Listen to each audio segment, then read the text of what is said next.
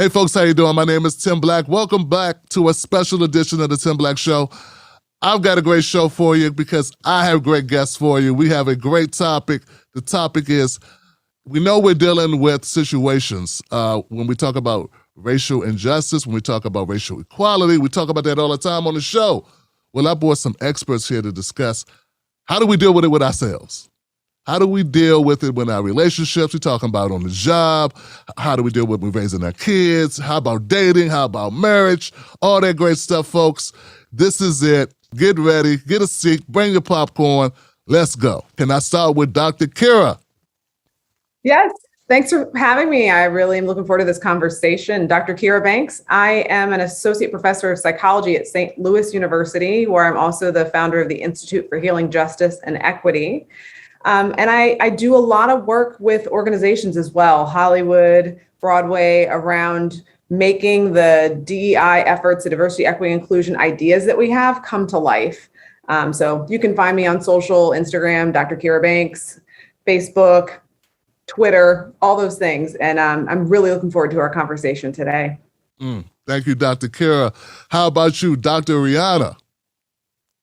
Let me just start by saying what an honor it is to be with two of these amazing giants in the field. I am a babe, and I am so excited that they are with me today. So I'll just say that. Tim, thank you for having me. I'm Dr. Rianaelyse Anderson. I'm an assistant professor at the University of Michigan School of Public Health. I think about how we drop kick racism. And I do that through talking with children and their families about race and racism. So love Black people very much, love being on this show. And I just want us to be happy, healthy, and whole. So that's me. Thank you so much, Doctor. And last but not least, Dr. Enrique, sir, please.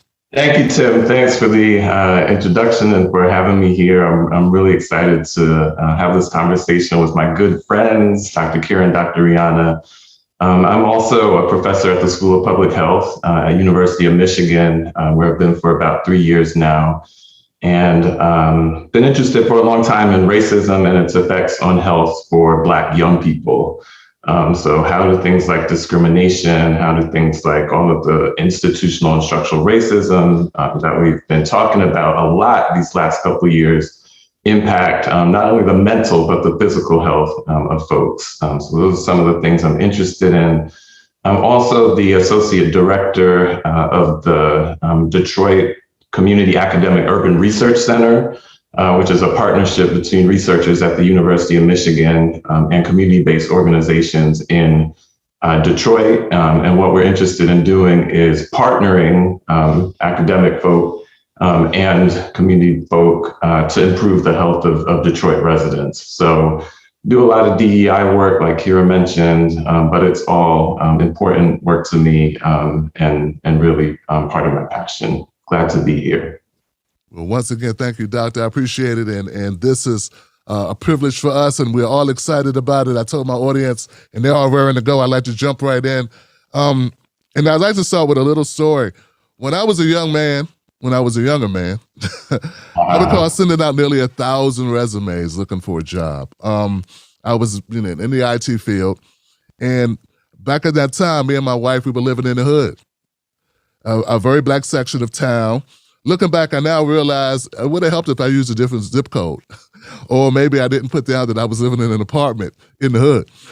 That may have impacted my response numbers because the response numbers were really bad. And I remember the frustration that I felt. And I remember at that time, things got a little hairy at home. I was in my mid-20s. It was times that me and the wife, we kind of took it out on each other a little bit. She had a position, and I was trying to get employed, and I was doing everything I could. We're talking about back in the time when we didn't have email at the time. We had to go to post office and fax machines, if you remember that. So that's part of where I'd like to start, where we're not only recognizing, yes, discrimination exists, but how that impacts us in our lives. So when you talk to people about the job search possibilities, or they're dealing with unemployment, or they're dealing with underemployment, how do you make sure people understand that it's important to keep a healthy mindset, or how do you keep a healthy mindset dealing with these issues? Can I start with, I don't know, Dr. Kira?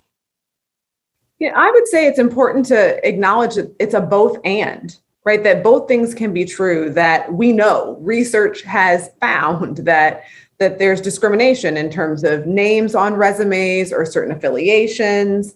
And so we know that there is discrimination happening on the job level in terms of even just getting in the door and then in the interviews. So those structural dynamics are true. And also the personal experience, the personal pain that comes along with experiencing that discrimination is real. And then also the personal accountability in terms of like how to navigate through that. It's tough. And so I don't have an answer other than to say from my research, what we understand and actually the research of all of us here is that there is something important and healthy about understanding the structural dynamics, that it can actually help you understand that, of course, you have personal responsibility and accountability, and these structural dynamics and barriers might be in the way. And so that when you experience those, it takes extra work to have to sift through what's me, what's the system, but that it can help you sometimes and protect you from internalizing it, right? So you knew that you were worthy of a job, right? And so as these rejections kept coming in, of course, you were trying to do whatever you could do, but understanding that there are structural dynamics in play that impede our progress as a people, that might be impeding your progress individually, can help you have some perseverance,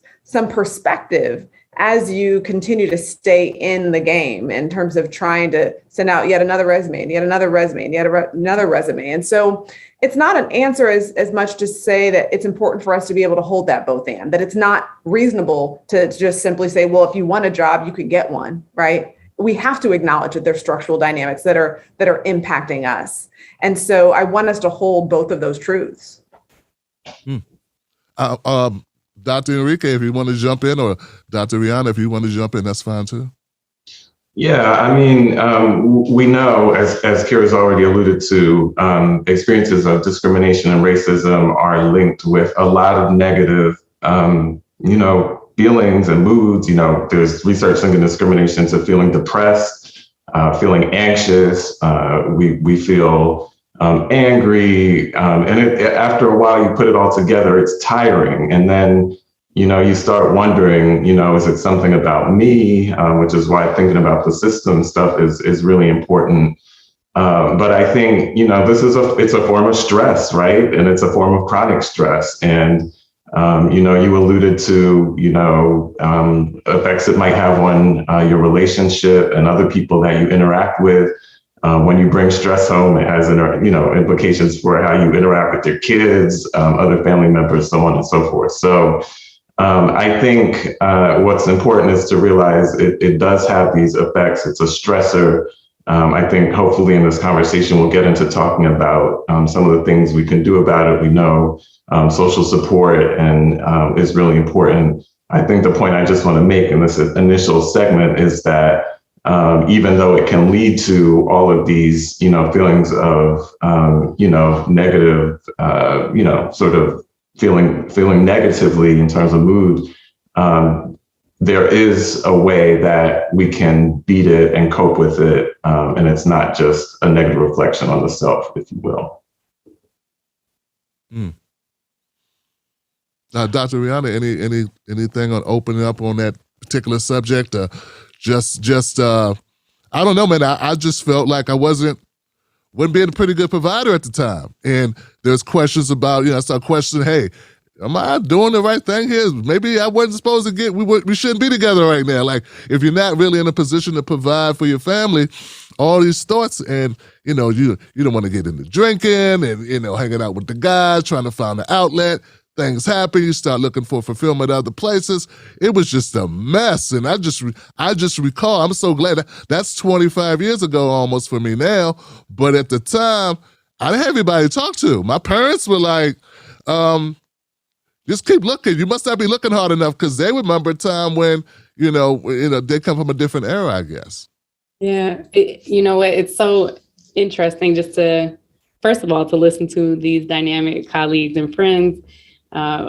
They both started with we know, which is what we do in the research world, right? Like we say we know, and we talk about what the studies show. And then you went, Tim, to I felt or I thought, right? You kind of used a different way of bringing in that personal experience, bringing in the narrative. And what both Enrique and Kira indicated was how we feel based on that rejection. So I think that I did something wrong, but Kira said, here's the structure. This whole structure is set up for you to engage in the world in this way. But the goal of racism is to insidiously or like inwardly make you think it's you all the time. And not just that it's you, but that you're now taking your resources, you're taking your thinking, your feeling, and putting it towards that versus how could I talk to my wife in a way that lets her know I want to provide and I want to be there for her? How could I go to this one job that I really was feeling and got that rejection and say, listen, I think that I would be a great fit. Can we have a second conversation? Like, it's taking the resources from the places that we should ultimately utilize those and putting it inward. Like, oh, what did I do? It has nothing to do with you. Like you said, zip code, names, all the things that Kira's already indicated has nothing to do with you. And so I love Tim, and I want to keep talking about how to make those connections between that feeling, that thought, that experience, so that we can get outside of ourselves and outside of our bodies to understand when we push back against that system. And I think some of it is simply naming it, right? To name it, to acknowledge that racism will lie to you and tell you that you're not good enough, or tell you that you're lazy, or tell you, right? Like racism will tell us all sorts of lies and stories and narratives about who we are. And so some of it is simply naming those lies and knowing them for what they are, and knowing that that doesn't equal who we are. Yeah. Another thing that resonated with me, Tim, when you were talking about kind of drinking with the guys, and Riana used the word insidious. One of the things that we know about racism is that what we know again is thinking about, okay, I drink, maybe I smoke, maybe I do whatever to kind of relieve some of the stress that I talked about. But those things have implications. We can all smoke, we can eat whatever, we can do what helps us to feel good. Those things are treated differently for Black folk than they are for other folks. So we know that the implications of using alcohol or smoking, we have more problems when we do that than when other groups of people do that. And so it's not just what we do in the moment. It's not just a situation of, okay, I'm gonna do this right now, I'm gonna feel good right now. But then we gotta think about what's the other, we're talking about these system factors. How are we going to be treated when we use alcohol, when we use, you get the point. You see what I'm saying? It's insidious. Yeah, that struck me as well, the line insidious, because I remember not feeling that this was necessarily racism. Like, I remember that. I remember I was raised pretty much conservative, in the church, like many Black, folks are raised. And it's that whole aspect of, work harder, head down, pull yourself up. That whole type of concept is what my parents sort of raised me to believe. And it was later in life that I started realizing how racist America is. These things that impact jobs and impact us in these ways. And before I got my foot in the door, I had no idea just what I was dealing with. So, and just moving on, we still at the job. So when people are at the job, and my note here is, how do we keep from going postal? So you're in the job and you're not getting the promotions. You're not getting a raise, or you're getting differential treatment, not in a good way. How do we maintain some type of equilibrium? Yes, you're Black. You may be the only one. I had a great author on my show who wrote a book about that by the name of Jennifer Farmer, where she says, when you're the only one, that's the title of the book. How do we compartmentalize what's going on at work and then still try to be a person that's capable of having relationships and friendships and not become depressed? I'm sorry, folks. Dr. Kira, I guess. Sorry. I really do think you just actually answered it in terms of the coping strategies. We all have different ways to cope. And you mentioned compartmentalizing, that's one strategy that some folks use. Enrique mentioned another, social support, right? So in the department where I am the only Black woman in my department, right? And so while I have some support through other folks who don't match my race or gender identity in that space. I also have people outside of that space that I can call on to process, to vent. I can text. Will you believe what, like I have those people that I can reach out to. And so you have to enact that support system because if you allow yourself to be isolated, to simply kind of, experience all that the barrage of having a job, all that brings, the stress of just doing your duties on top of the potentially microaggressions, sometimes macroaggressions and outright blatant racism.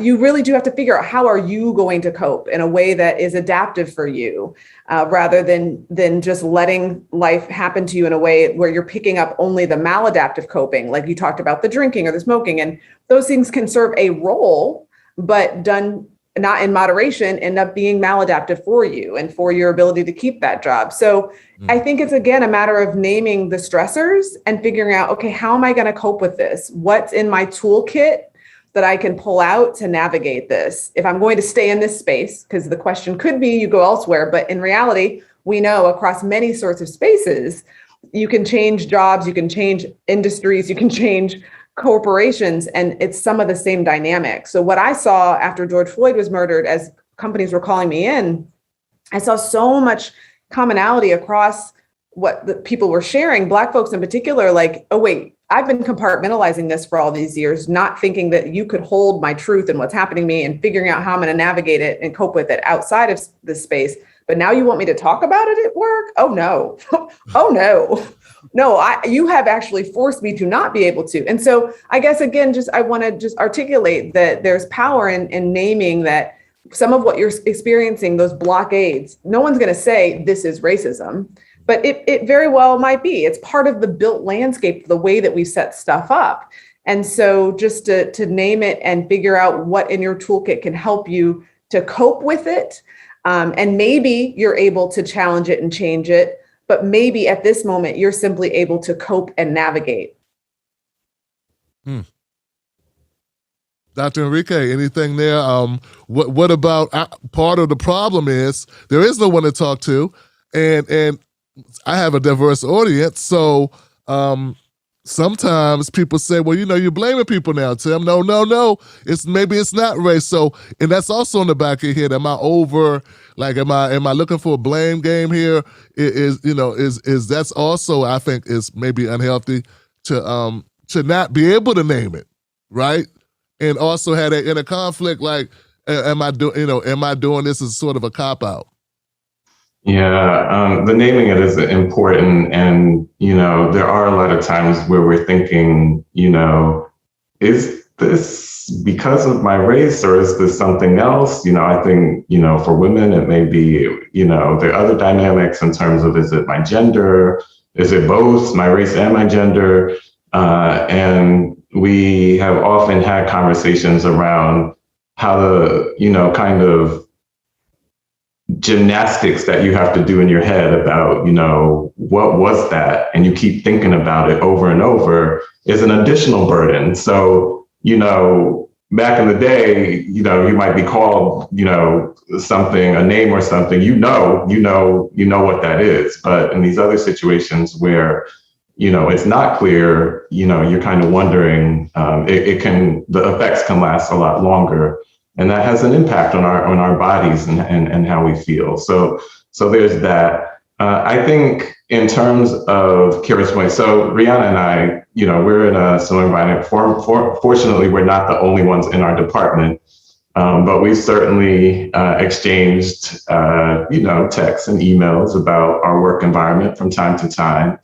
I think, another thing that's been helpful for me is other folks of color and just creating my own networks and people who are support structures for myself. Because you're right, we're not going to find that at work. So we have to create that for ourselves. The last thing I'll say that I've been thinking about a lot, and there could probably be another show on this, is, there's structural factors in that sphere, but we have to create spaces and environments that are for us. So we're in these environments where we're one of the only, or there are not very many people. We can't sit around and wait for the environments to be created for us. We have to work as a collective. We have to come together, put our resources together, and create jobs, environments, workspaces, social supports where we can support one another. And I think that's longer work, but it's really important. I don't want to leave anyone out. Are you saying we need to create safe spaces? Listen, they've already done it. I don't need to say anything else. That's why I'm quiet for these initial ones. They have dropped the mic. The only thing I want to uplift, a point that they both brought up, Akira in particular, talked about this idea of how we are incentivized not to talk about race and how we're taught in so many spaces and places, particularly the workplace, that this is not where you bring up the race card. You are not to be an angry Black woman. These are not the spaces for it. And this shift last year of like, we want to acknowledge it. Enrique, how do you feel like that shift last year of now putting the spotlight on people or trying to make a space where there has not been a demonstration that that's a place that can support me. So you trying to put the spotlight on me or saying that you are capable of holding what I'm going through and what I feel has not been demonstrated. So I really just wanted to highlight that point, because if what you're asking, Tim, is how do we get that support, it may be totally natural and fine not to take it to the workplace. That may not be the space for you. And I just want to acknowledge that, because you've been disincentivized for decades. Like a day ain't gonna change much, right? So don't go in there expecting everything to be roses and sunshine. But what I am hoping for you as a listener to hear is that it has to come out somewhere.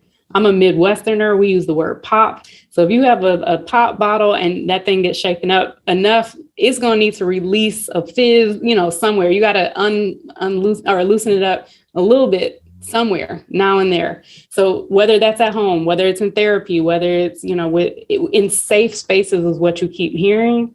It has to be a safe space. You cannot keep it bottled up the whole time, because again, it's going to come out in some way. So it's either going to be an explosion or it's going to be in things that eat away at what's inside of you to make room. So that's my contribution, Tim. Wow, I love that analogy, because you're right. It's got to come out some way, and you can fool yourself, tell yourself it's not, and that you can carry all this, but it has to. You're a human being, and the pressure builds up. You got to release it. Can I just jump in there to give an please. illustration?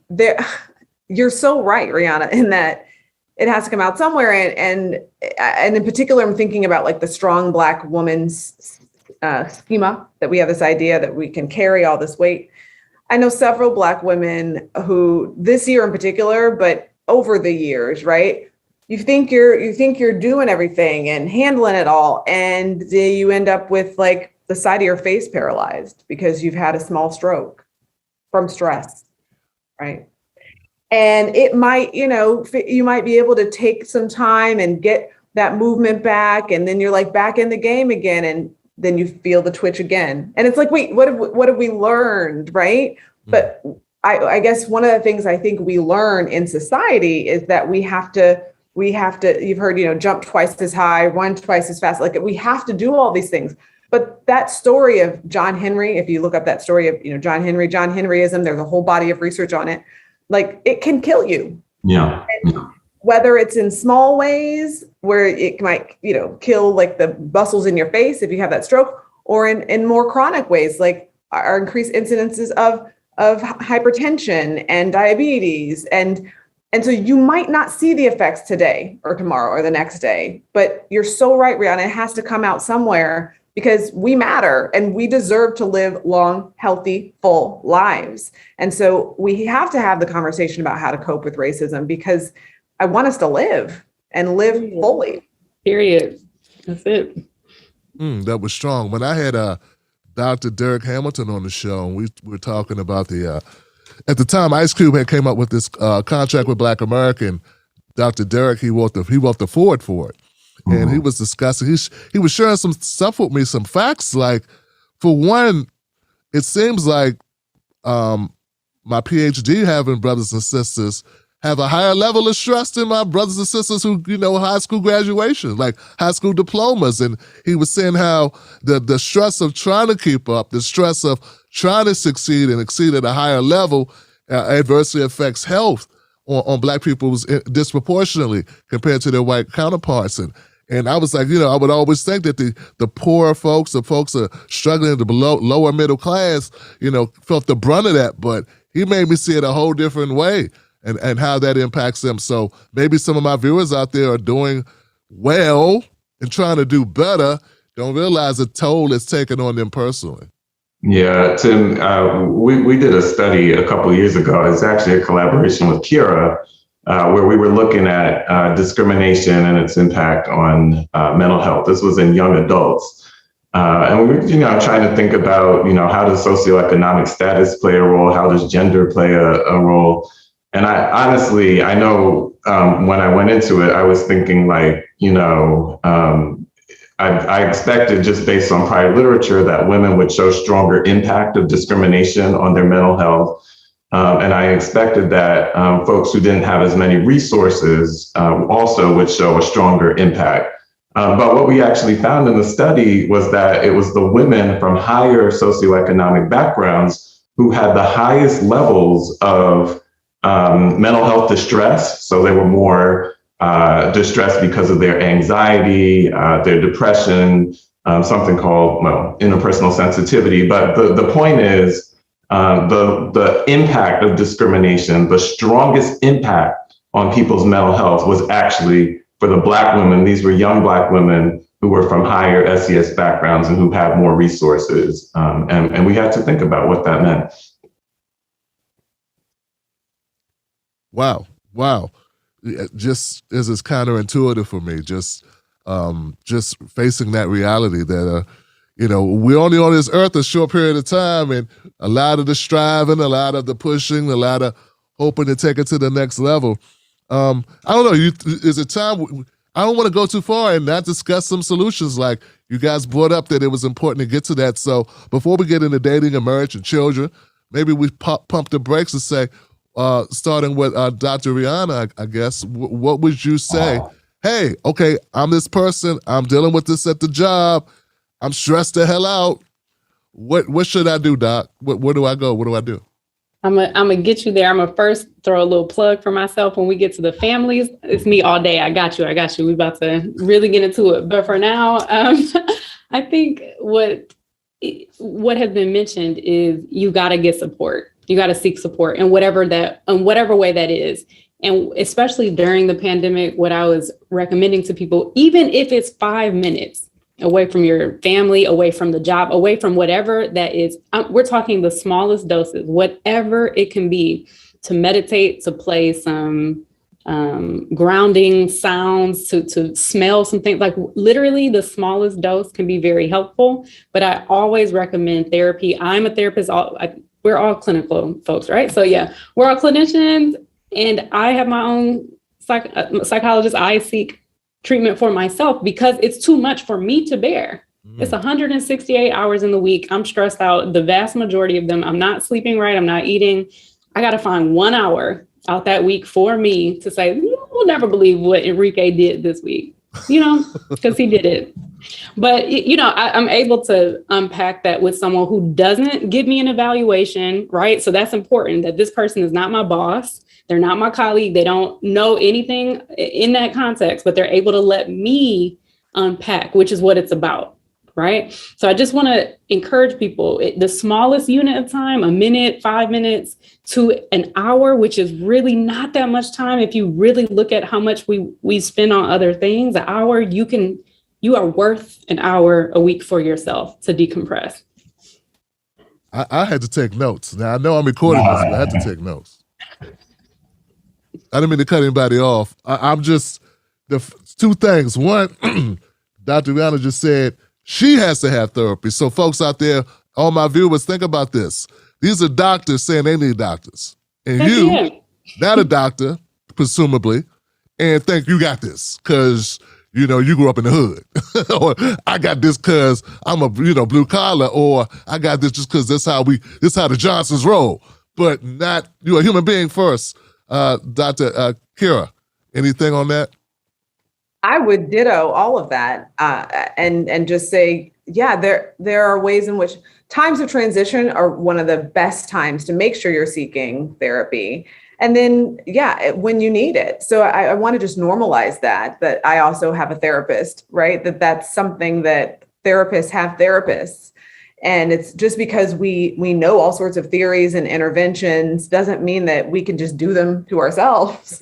And so I think it's really important to normalize that, to decrease some of the stigma, right? Like we assume that you seek therapy only when you are like all the way gone, whatever that means. And that's not true. You actually, if we stick with that analogy around that soda and opening it up a little bit, or if you think about a pot boiling and having the top come off, right? You don't want to get to the point where it blows off. And so we actually want to catch it when it's just been shaken a little bit rather than when it's going to be a mess that you have to clean up.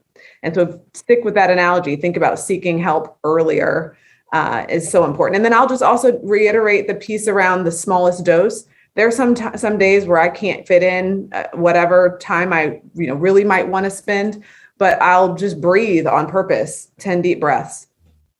That can reset yourself. We haven't talked so much about the physiology, what happens in our body in terms of stress. But if we know that we have that kind of fight or flight response, we would call it our parasympathetic and sympathetic nerve system. When we experience stress, we are tense, right? And so what we need help. And so if we don't practice how to calm our system, it won't know how. Just like if you're going to call the paramedics, you have to give them the address. They have to know where to come, right? And so not practicing calming techniques or breathing deeply or listening to your favorite song to ground you is like not giving your body or system the directions of how to come help you. You got to practice that calming response. So when you really need it, it knows where to go. If you don't, it's like, what are you trying to do? I'm a freak out. Like, what is this calming thing you're trying to do? So you've got to practice it so that it's there for you in times of need. I just, I have an app on my watch that tells me to breathe. It's like, it walks you through taking deep breaths at repeated times throughout the day, just to remind yourself. So folks, there are tools for this. And it's free, by the way. I don't pay anything for this app. It's part of the Apple Store, Apple something. Enrique, if you don't mind, you could jump to dating, because I don't want to, this is so much information. I only have you guys for a limited amount of time. Okay. I don't want to skip dating and marriage. I think those are important. So Arami Osifrimpong is a friend of mine. He's recently been talking about marriage and how relationships and dating, and how it seems like Black people, they want Black mates, but they want white lives. And sometimes those are incompatible. And how that can wreak havoc on the expectations, wreak havoc on the reality. Any comments on that from your standpoint of mental health and dealing and coping and finding good mates? So tell me a little bit more. When you say we want the white lies, what would? Well, Irony started delving into the Kevin Samuels thing, right? So, but from a psychologist's point of view, where what's really going on, not just, you need to be this type of person and a quality man or whatever Kevin Samuels gets into, but what you're really saying is you want someone who has all this money, but in reality, these men are not these type. Black men on average don't make as much as these white guys. Like literally due to racism. Like we just don't have the same level of success on the job, and if we do, there's a price to pay to be that way. Right, and I already put it one way. He said that unless you're willing to throw Black people under a bus a lot, it's going to be hard to get to that level of money and as a Black person. So my thing, I wanted to look at it and say, when we're dating or we're looking for a spouse, how does that impact us? These expectations of high earner. She's got to make six figures, or I ain't got time for them, or she better have her own. And I guess it's vice versa as well. Yeah, I got you. Okay. So I think a lot of time, as you've alluded to, we've been socialized, particularly brothers, particularly young men, to value certain things that maybe as we get a little bit older, or at least as I've gotten older, I've realized are not, I don't want to say meaningful, but are things that, if you chase them, when we die or when we, live our lives, we're not going to be able to take those things with us. We're not going to be able to take, material possessions with us, right? And so a lot of times we're told it's about the bling, it's about, the material possessions. We also know that folks who focus less on the material possessions actually tend to be healthier. And when you focus on, sort of spirituality and connection to a higher power and things of that nature, that those folks tend to be healthier. They tend to live longer. They tend to get over diseases quicker, even the common cold, that type of thing. So, I think, again, there are a lot of messages in society that tell us, here are the things that are important and matter. And you got to sort of take a step back and say, does that really matter? Is that really going to do anything for me? And a lot of times when we remove all the noise and take a look at, what we want to contribute or what purpose is in life, those things aren't as important, if that makes sense. It does. It absolutely does. We bear in mind that 2% of lawyers at these big law firms are Black women. Only 2% of Black men make up these doctors. We get I recently doing this research have realized the staggering difference in numbers, the difference in statistics for us. And when I see TV, I see them everywhere. It's like every show, everybody's doing great. And that's sort of like the Bill Cosby thing. Since Bill Cosby's like, we have a tendency of putting a lot of Black folks on there doing really well. And you forget that this is over-indexing, because in real life, it's not so much. So we have these high expectations being set. Well, I got to go get a guy making mid six figures, and because that's what they say. I want a baller, but in reality, a blue collar guy might be a great guy, and he might love you better. I don't know, Dr. Kira, what do you think? What does this do to us? Well, I want to jump in because I think that this is the flip side. So I talked about how racism tells us lies about who we are. Racism also tells us lies about other folks. It tells us that white is right, that we should strive and want and that we should desire to be like whatever group is in power. So when we're talking about racism, right, that would be that whole idea of the white man's ice is colder. And I think we also have to interrogate that and reject that idea. And some of what I hear when I hear comments like the one that you were alluding to in terms of I got to find this person who makes this or has this, that we actually forget that relationships are about a journey and a partnership. And so this is a whole nother show, right? But like, I think about my partner, we've now been married 20 years. Like, I'm not the person I was when we were married, and he's not the person he was. And we weren't making what we make now. We didn't have what right? Like that it's about the growth. And so I would reiterate what Enrique said in terms of like, to get caught up in that materialism is to get caught up in this idea and story of really capitalism, right? In terms of, and consumerism. And so I think we want to be critical about the messages that we are being given about what we should be doing. Who does that serve? And to ask that question rather than to just assume that that's what you need to follow along with.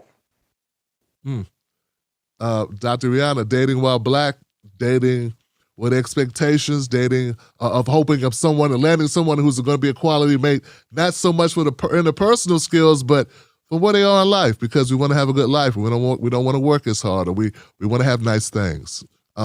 Is there an impact on us mentally or emotionally when we're having these expectations?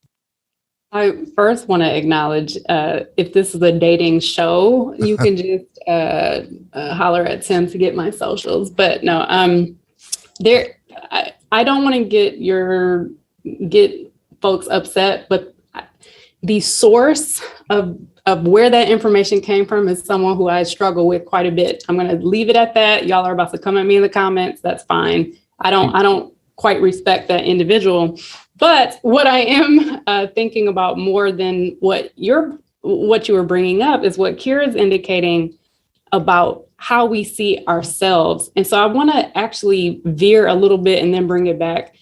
But I believe that social media has been such an integral part of how we see things and how we view things and what we aspire to, what we expect. So now we're seeing everyone getting these trips and these bags and these shoes, and we believe, oh, we need to have that. And the data is just overwhelming with respect to how social media makes us actually feel. We are more depressed, more anxious, more lonely. So you're thinking you're more connected to people, but you're sitting by yourself scrolling and saying, this is what I want. So not only I want this for myself, but I want this with other people. I want my partner to have this. So that's, if I had to say anything, that's one of the major issues that we have in contemporary dating. But to Kira's point, it is not racial. So this type of design or algorithm, when we're looking at social media, when we're getting pitched the idea of this is what it's supposed to look like, that's not just like, oh, I just happened to land on this page. That's a very curated attempt to make you think white is right. This is the best. Like you're supposed to aspire to these types of things. So there's a lot of correlation and relationship between I need to have this to be great.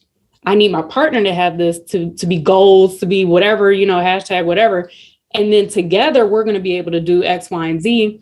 But racism is all up and through all of that, right? And how we see ourselves and what we're supposed to be. And it's all up and through that. So I would just say, again, for the contemporary dating perspective, what's been challenging is feeling connected to people who actually know who they are and that they don't have to be bombarded by the images coming at them. They're able to defend themselves against some of that, to say, like, I'm confident with who I am, with what I have. And to Kira's point, again, my partnership is more important, that growth is more important, the process is more important than the bling and the things. All of that. I've been thinking about this a lot in the context of having a teenage daughter and the amount of time that our young folk are spending in these spaces that send the exact types of messages that y'all are talking about. And so Tim is talking about, like, what do we do as adults, dating, relationships. But I'm thinking about how folks are learning this before they're even, and what does that mean? And how can we get new messages out there? How can you come to believe that I'm a whole person and I don't need that when you're being, sort of inundated with messages from the moment you start using social media, right? It's just something to think about. Yeah, when I was coming up, we didn't have that. You'd have to watch MTV Cribs. Right. Had to have cable to know what other people had, really. And you've heard the story.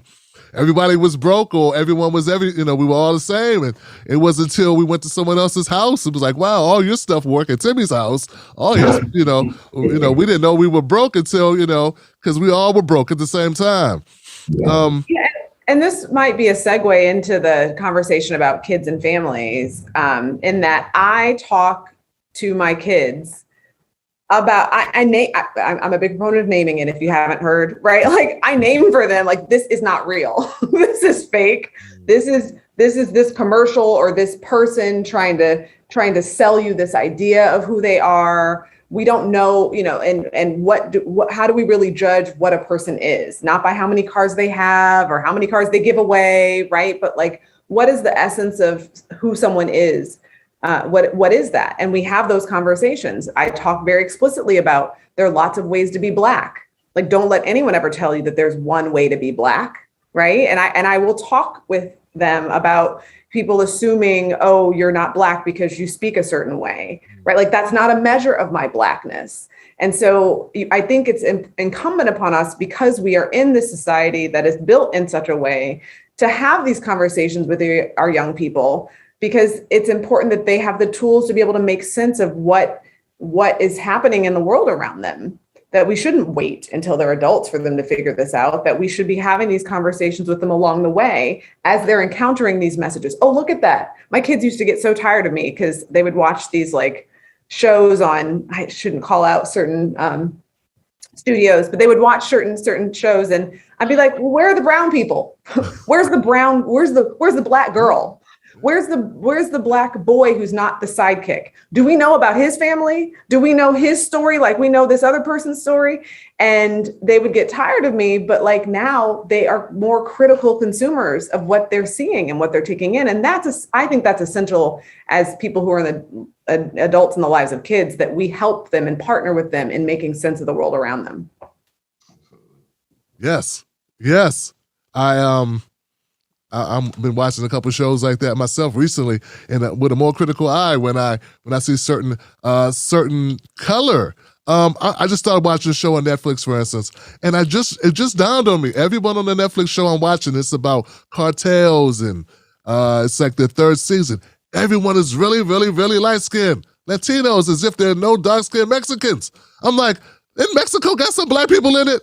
And then they put in one dark-skinned Mexican person. I'm like, man, this is not representative at all for really what I'm sure Mexico looks like, or what Latin America looks like, or what South America looks like. These people all look the same, So just coming to grips with that, and just having more information makes me more aware of those things. I don't want to leave the merge place just yet, because it's something that I think Dr. Kira said. I think it was.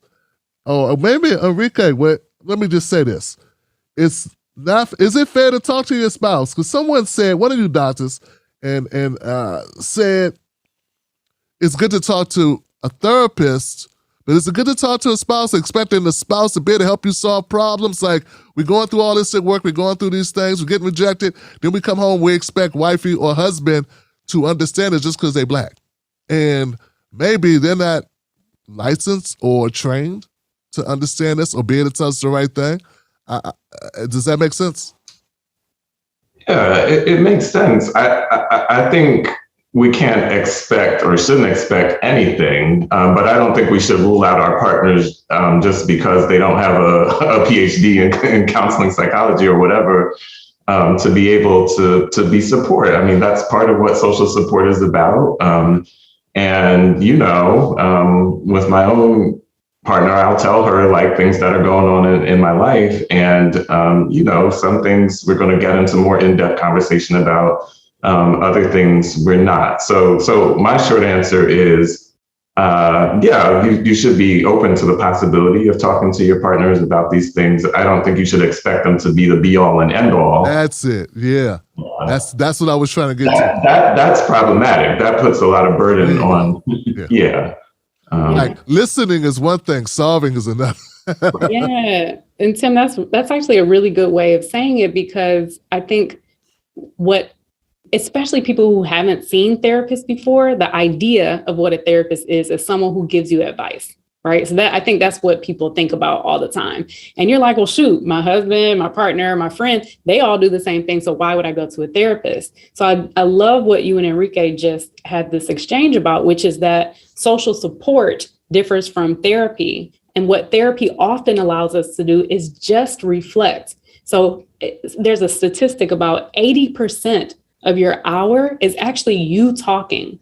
And then maybe I'll ask a reflective question for you to process and think about and say some more. It's not me saying, girl, let me tell you what you got to do. It's not me interjecting my own opinion or thoughts or values, right? You can get that from people in your life. And sometimes that can be really helpful. So I'm not saying it's not, but what I am saying is that there is a difference. And so what Enrique just said very beautifully is that your partner should be able to support you. And we absolutely want that. We don't want you to withhold things. But if you're seeking them to solve and to fix and to help you reflect and do all that. That might not be their skill set. It might be that they've had a tiring day. And so maybe that's too much for them on that day. Yet a therapist, you are there with me for that hour.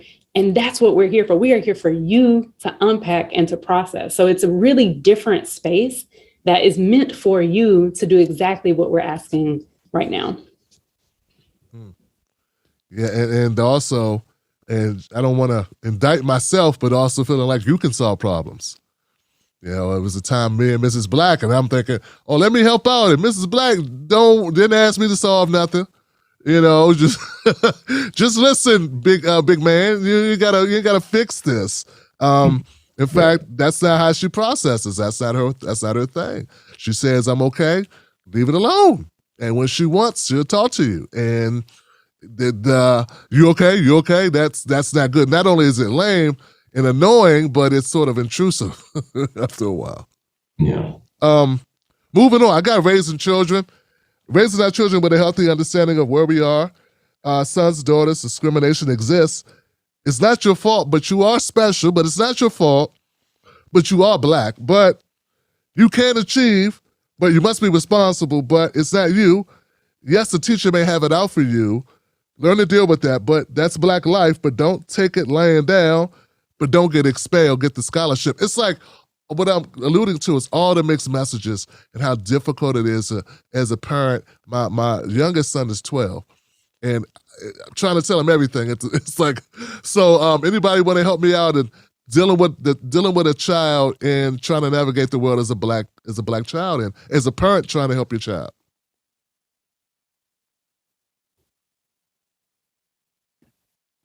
I'm sorry. Yeah.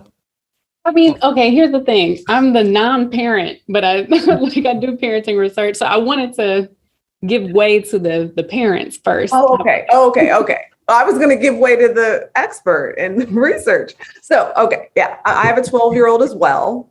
I have a 12-year-old and a 14-year-old. And I don't seek to, all of those contradictions are real. And I seek to have us sit in those contradictions. That sounds really dramatic, but it's real. And we are navigating. Yeah, this teacher has low expectations for you and seems to only have low expectations for the Black boys in the classroom. And you also have every responsibility to live up to the expectations that we have for you, right? Like this both and holding those contradictions is a constant conversation. And I think about it as helping them see what's happening now so that at some point, my hope is that they have full lives and that I'm not in their ear helping them dissect what's happening, and that they'll have practice seeing multiple sides to this issue. So I do not prescribe to you have to run twice as fast and jump twice as high, but I do name that there are ways in which you might have consequences for your behavior, where some people might get a few more chances, but I'm going to need you to come correct if you can sooner rather than later.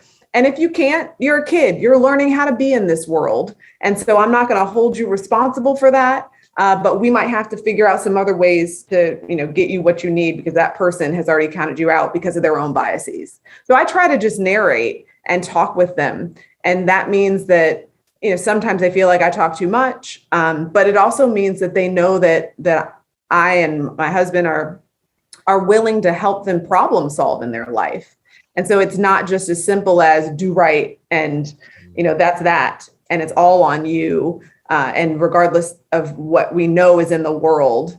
So it really is about navigating that both and. So I don't have answers other than I can share my process. And both of my kids have had different times where we bumped up against that, whether it's around teachers or classmates. I had my youngest one come home and say, oh, so-and-so said she's going to marry me. And he's in kindergarten. The next day he came home and he's like, well, so-and-so said she can't marry me because she's white and I'm Black and we can't get married. And so we had to have a whole conversation about Loving versus Virginia and people in our lives and the fact that we can marry interracially, although some people, laws have changed, some people's minds haven't. And so I will say that we have to be willing to engage them and reflect with them rather than feel like we have to have it all figured out or we have to have all the answers. Spot on, man. Wow, learning a lot. Hope this is helpful for my viewers.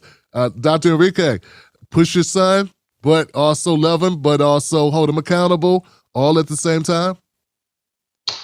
Yeah, it's a little bit of everything. I have two daughters, so I don't have firsthand experience with sons, but I think, as Kira alluded to, it's really important to have kind of a both and kind of open perspective in terms of how we raise our children. I think the point that resonated with me the most is thinking a lot about the fact that this task of parenting and raising kids around being racial beings, being Black in this country, you got to give yourself grace. Like, there's no one way to do it. You're going to make mistakes. There's times raising my daughters where I'm like, say things, and then, later that night, I'm like, damn, I screwed that up, or I should have said something else, or but I got to say, okay, there's going to be other opportunities to kind of talk about those things. And I think it's important to name that, as Kira has alluded to, that all of the messages are important, and there are lots of different ways. There's no right way to do it, if you will. Grace. I love that. Grace. Is a lot of pressure wanting to be the best dad you could be. And I have boys and girls, man, and I concur totally.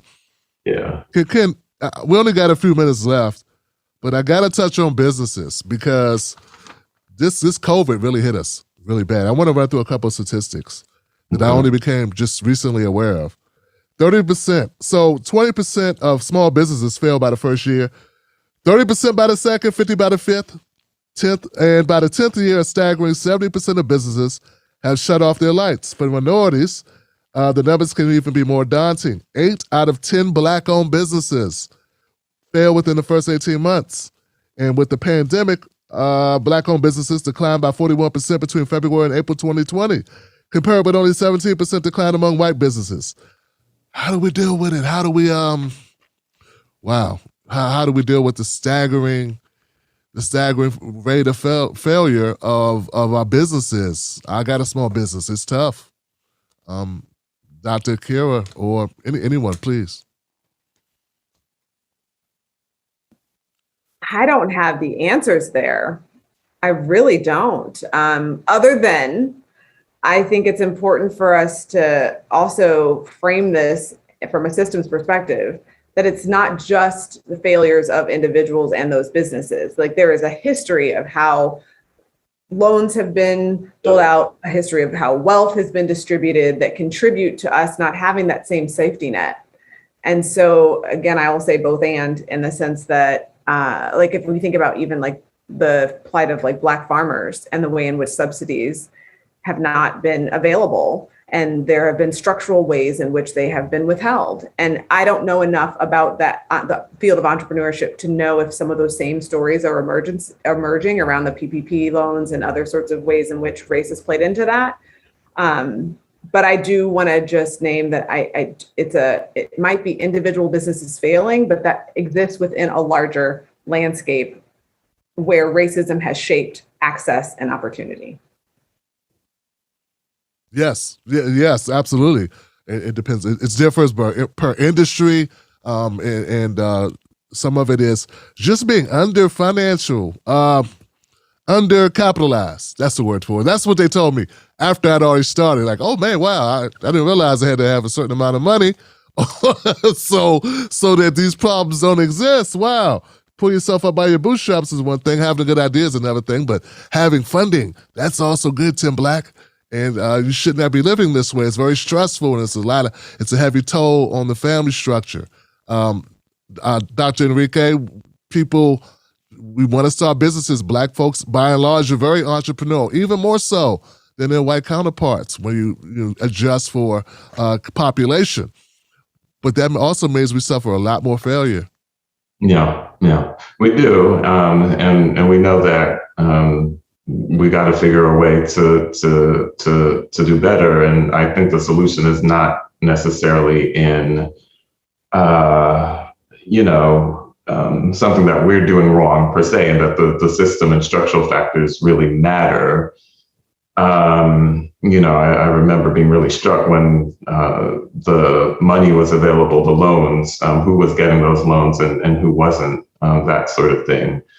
And it takes me back to a point that I mentioned earlier, which is in terms of thinking about solutions, and I know it's easier said than done, if we wait for the US government to figure out programs and things of that nature, we might be waiting for a long time. And so I think a real solution is we got to figure out how to put our own heads together. And I know that there's shortages and resources that we may not have as the same as other groups, but we've got to figure out solutions amongst ourselves to build our own capital, build our own resources so that we can work through the failure. Because I think as long as we're waiting for someone else to help us out or solve the problem, we're going to be waiting for a long time.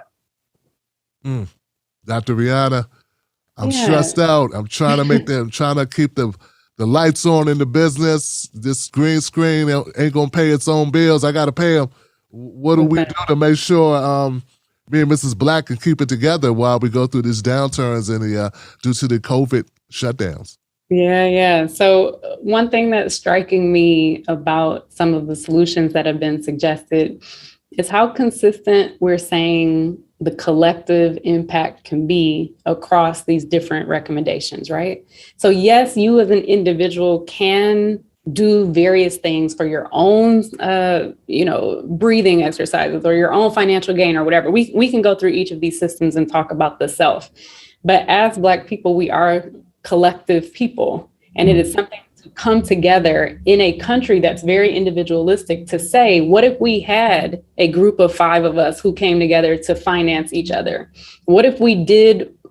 What if we were thoughtful around having an affinity group at work, even if you're not in the same department, right? Like, how do we pull people across different departments? What if my children had a friend group and they talked about a TV show and Kira did round 1, I did round 2, Enrique did round 3, and we're talking to the kids after the show to see what they notice, right? That collective strength is who we are as a people. And if we're thinking about it from a business perspective, you already laid out the numbers. Again, it's not about the individual business per se.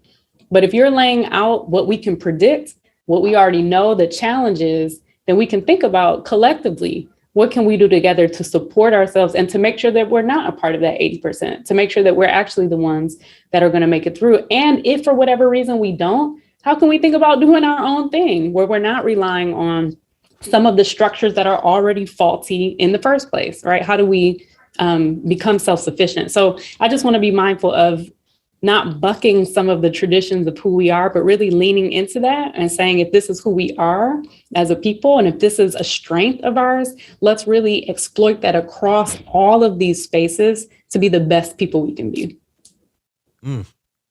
Yeah, absolutely. And to your point, I kind of tempered myself when I started out, and it was sort of a service business, and I felt that was the safest route to go. And I didn't need other people. I didn't need a loan. I didn't need I didn't need a big staff. Like, I could get most of it done and hire people out on contract basis and get them to add different little pieces to it. So that's how I crossed the 5-year mark, but it was tough and it still is tough. And it goes in cycle because politics peaks on election years for me, obviously. Yeah. Folks, I want to thank you all for being here, doctors. You guys have been great. Thank you for being good sports.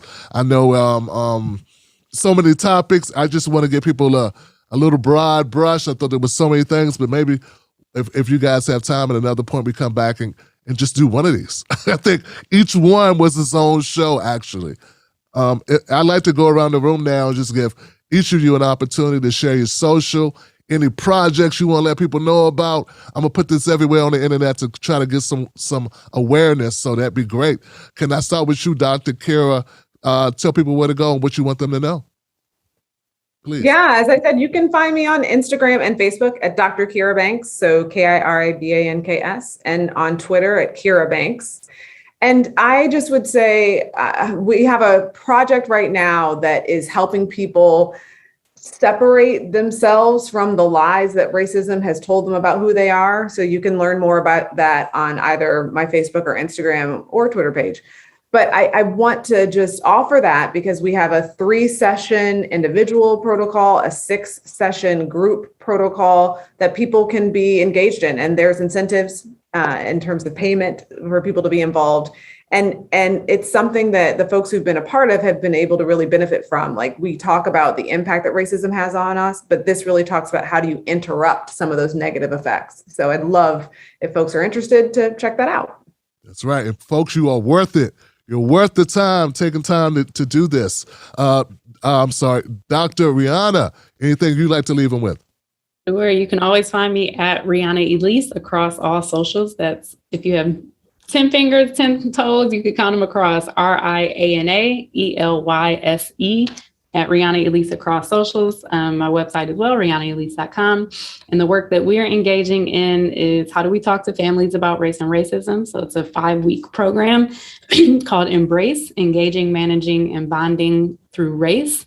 And we talk to families about what's going on in the world. So you're welcome to join us if you're a therapist or a family yourself. We would love to have you. Folks, take advantage, get into this. And last but not least, Dr. Enrique, thank you, sir. What would you like to share? Thank you for having me. My Twitter handle is Dr. Neblett, Dr. Neblett. So you can find me there. My faculty profile page at the University of Michigan School of Public Health has some information about the different types of projects and work that we're doing and some of our prior research. Right now, we are really interested in thinking about structural racism and its impacts on mental health in young adults in particular as they transition into adulthood. And also thinking about how do we build partnerships around racial equity in mental health in Detroit in particular, in Southeast Michigan. So those are some of the things we're thinking about. You can find information in the 2 places that I mentioned. And thanks again just for the opportunity to be here today and have this conversation. I really enjoyed it. Thank you so much. I appreciate you, Doctor. And just the thought of what our kids go through, man, every other week. Another dead Black woman or man everywhere. The trauma is relentless. Yeah. That's a whole nother show. Once again, guys, all the in my comments section below, well, in the description box below, you'll find links to all the great doctors, locations, where to find them. And please do that. Thank you for joining us, and I'll see you on the next one.